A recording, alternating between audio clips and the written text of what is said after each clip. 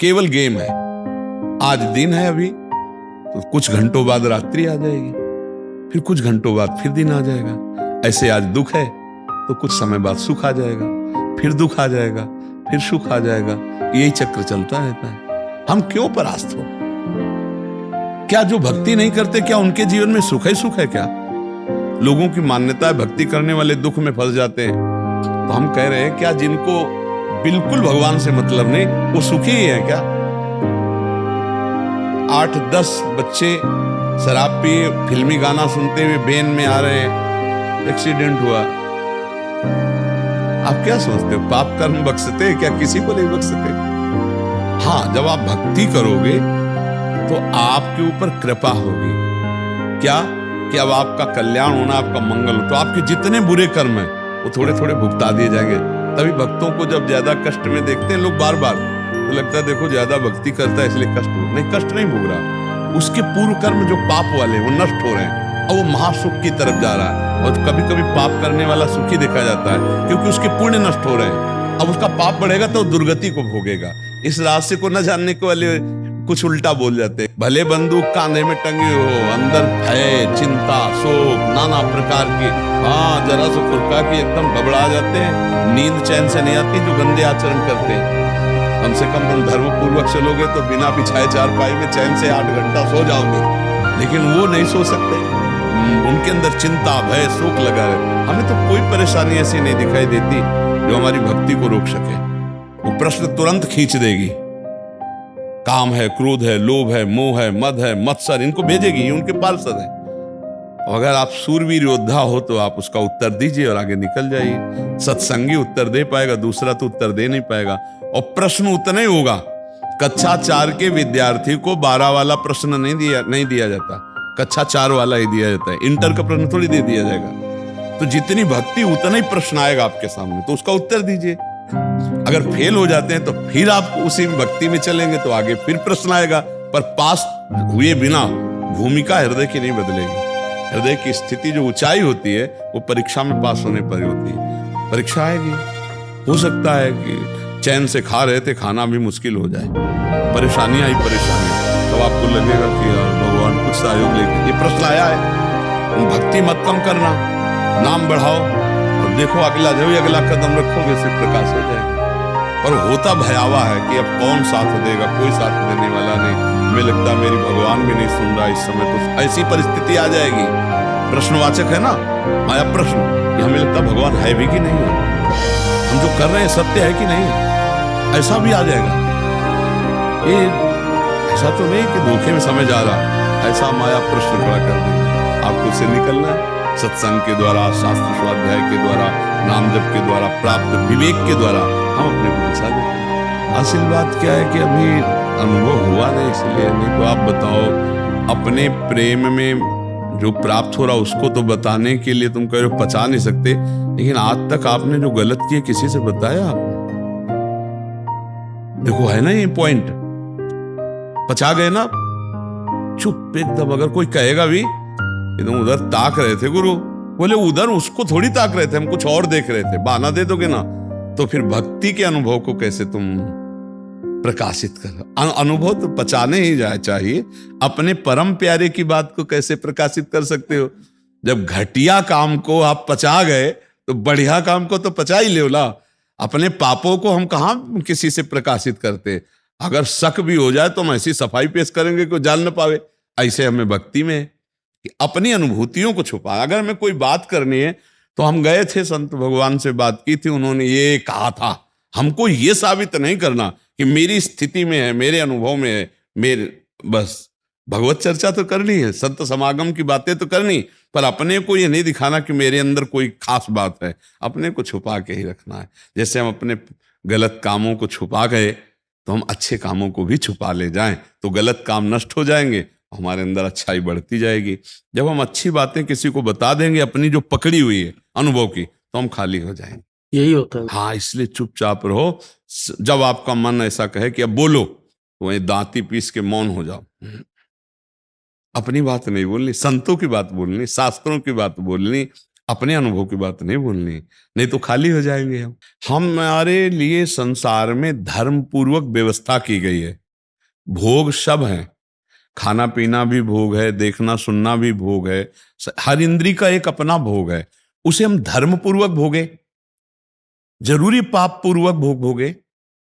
हमारे अंदर भोग की लालसा है तो भगवान ने उसकी धर्मपूर्वक व्यवस्था की है। जैसे हमें खाने की लालसा है तो हमारे लिए खाने के लिए अच्छे अच्छे पदार्थ बने, जरूरी तुम राक्षस बनो? अरे 56 प्रकार के भोग, 36 व्यंजन, 60 रस भोजन है, जरूरी? अब जैसे भोग है, मान लो काम भोग है ये है, तो एक हमारे यहाँ की प्रथा है, आप किसी पुरुष को पति रूप में धर्मपूर्वक स्वीकार करें और आजीवन आप उसका निर्वाह करें, वो धर्मपूर्वक को कोई पाप नहीं माना जाएगा।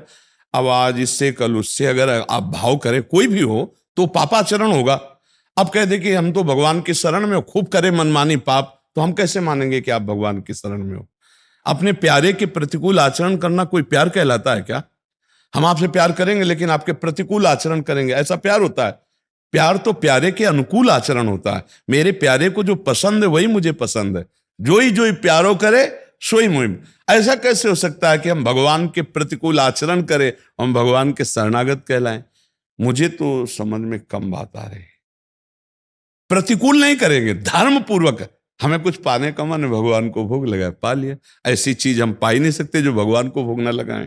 हमें अगर संसार प्रिय लग रहा है तो संसार का एक हमारा नियम है, इस अनुसार से संसार को स्वीकार करो और आराम से नाम जपते हुए, संसार का भोग भोगते हुए, धर्म का पालन करते हुए आप भगवान की प्राप्ति कर लोगे।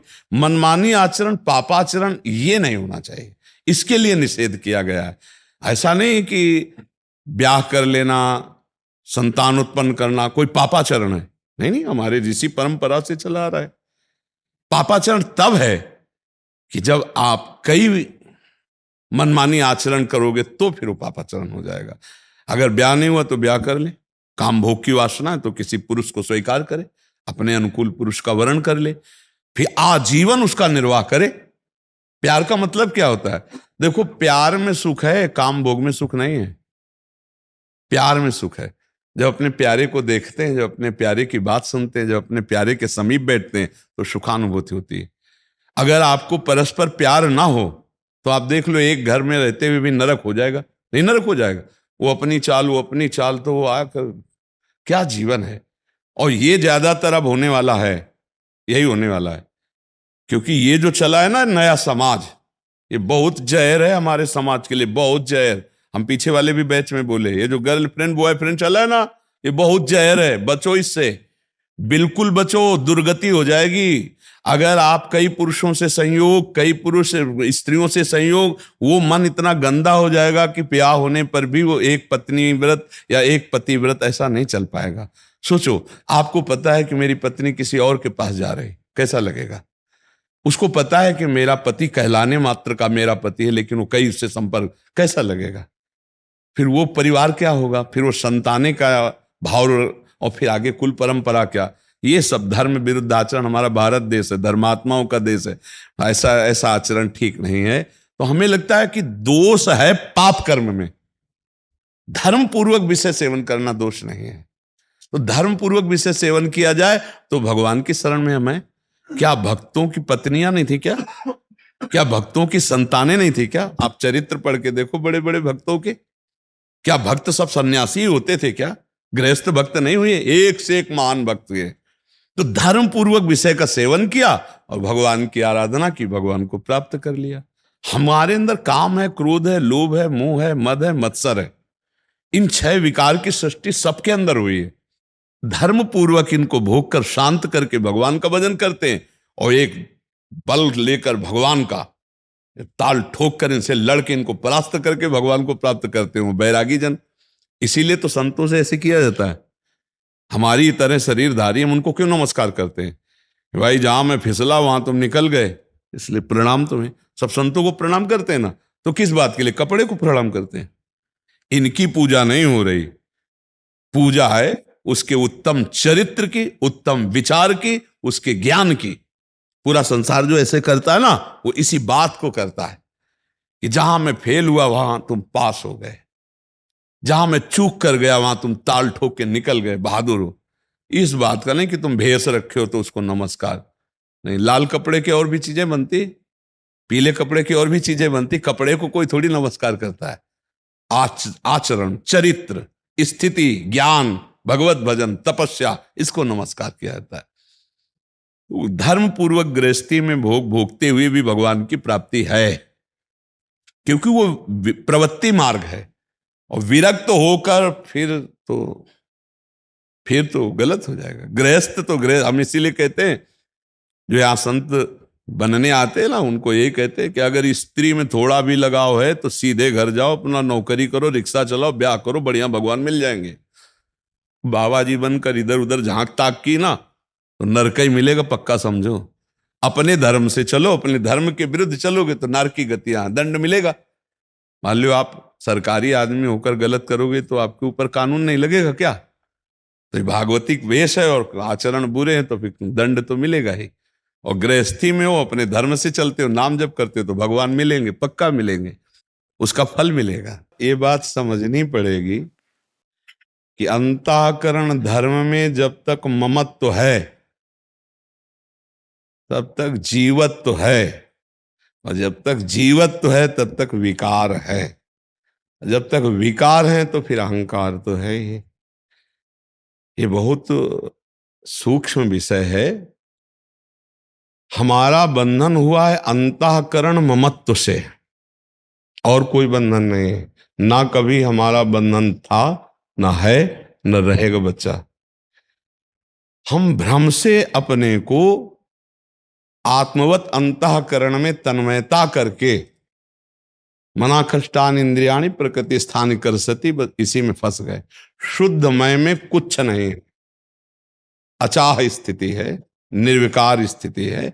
शुद्ध मय को भूल करके अंतःकरण में जो मैं स्थापित हो गया, और उसी से मैं स्त्री हूं, मैं पुरुष हूं, मैं विद्वान हूं, मैं मूर्ख हूं, मैं गृहस्थ हूं, मैं विरक्त हूं, ये मैं के साथ जो जो लगा वो सब माया युक्त है। जब तक उपासना के द्वारा ये मलिनता नहीं मिटती तब तक कल्याण, परम पद या अनुभूतियां, वो सब साधक को जो आनंद मिलता है वो आनंद कोष का ही है, ये अभी आनंद स्वरूप का नहीं है। जब स्वरूप का मिलेगा तो अनुभूतियां होती हैं किसको? किसको अनुभूतियां होती हैं? वो खुद अनुभव स्वरूप है, तो अनुभूतियां मुझे हो रही हैं, यही अज्ञान की बात है। अभी वो अनुभव थोड़ी हुआ है जिसे अनुभव कहते हैं। वो तो गुरु चरणों में बैठकर जब हम उपासना करते हैं, गुरु की लंगोटी धोते हैं, गुरु की चरण रज लगाते हैं, गुरु की आज्ञा में रहते हैं, तब देहाभिमान गलित होता है। मंत्र मूलम गुरु वाक्यम महावाक्यार्थस्य विचार्यताम। जब हम महापुरुषों के द्वारा दिए हुए सूत्रों का मनन करते हैं तब एकांते सुखमाश्यताम, एकांत में सुखासन में स्थित होकर वो अपने स्वरूप की तरफ जाता है। स्थूल शरीर, सूक्ष्म शरीर, कारण शरीर, ये तीनों माया रचित हैं और इसी में मैं समा गया है भ्रमवश।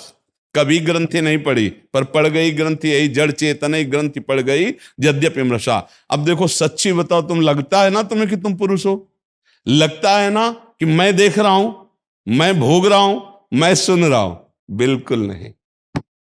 देखने का काम नेत्रेंद्रिय कर रही है, संकल्प बना रहा है मन। सुनने का काम श्रवणेंद्रिय कर रही, संकल्प बना रहा है मन, और निश्चय करा रही बुद्धि। हम कहीं है नहीं, और व्यर्थ में हम किए हुए हैं, इसीलिए अवश्य में भोक्तव्यम कृतम कर्म शुभाशुभम।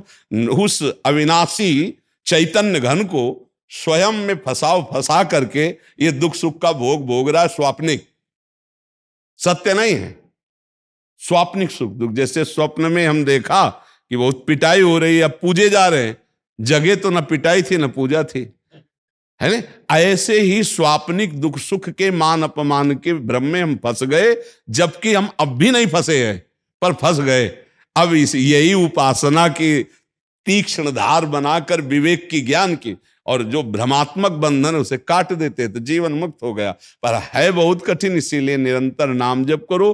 पहले सद आचरण का कर्ता भाव, असद आचरण का त्याग, फिर सद आचरण से पवित्र हुआ कर्ता भाव का लय, साक्षी मात्र, तब जाके वो उसका अनुभव। अब चूंकि बहुत टेढ़ी खीर है, अभी कहाँ, अपने लोग तो बहुत दलदल में फंसे हुए हैं, जहां से बात कर रहे हैं बहुत ऊंची तो इसीलिए नाम जप करो, और पहले ये ठान लो कि शास्त्र विरुद्ध आचरण नहीं करेंगे।